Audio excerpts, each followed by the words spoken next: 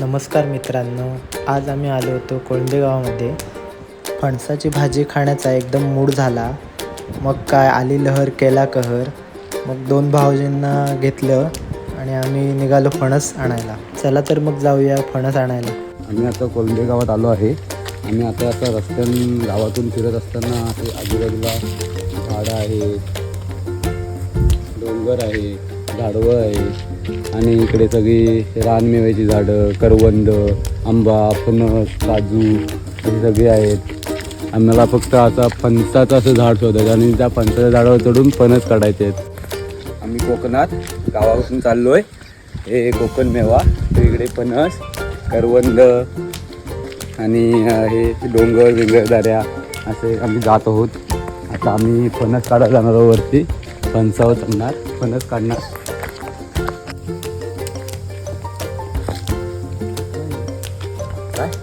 तर आम्हाला फणसाचं झाड भेटलेलं आहे. बघूया आता फणस कसे काढतो. तर आम्ही फणसाच्या झाडावर चढून फणस काढण्याचा प्रयत्न चालू आहे. झाडावरती चढण्याचा प्रयत्न करतात. चावी कसं चंदगरी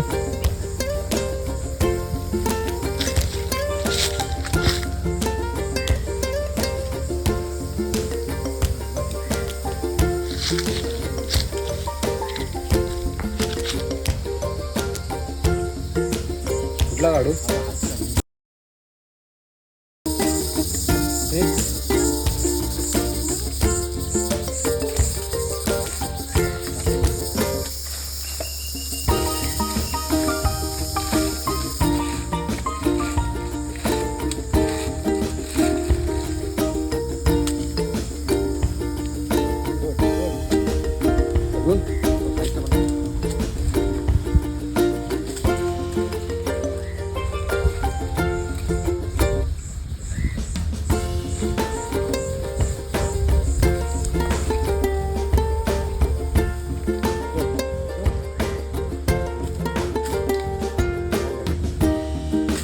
फायनली आम्ही आता फणस घेऊन घरी चाललो आहे. आणि आता आज आम्ही फणसाची भाजी करणार आहोत. तर सगळ्यांनी या संध्याकाळी फणसाची भाजी खायला.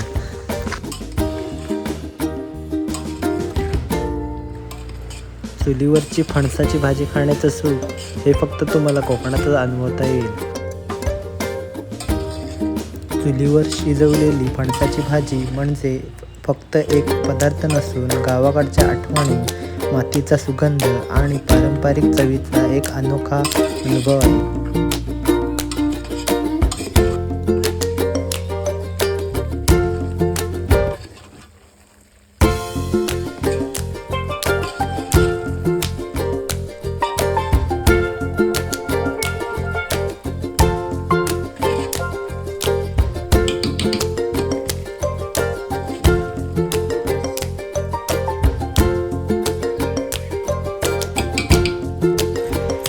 आपली फणसाची भाजी तयार झालेली आहे. तोंडाला एकदम पाणी सुटतंय. चला तर बघूया कशी झाली.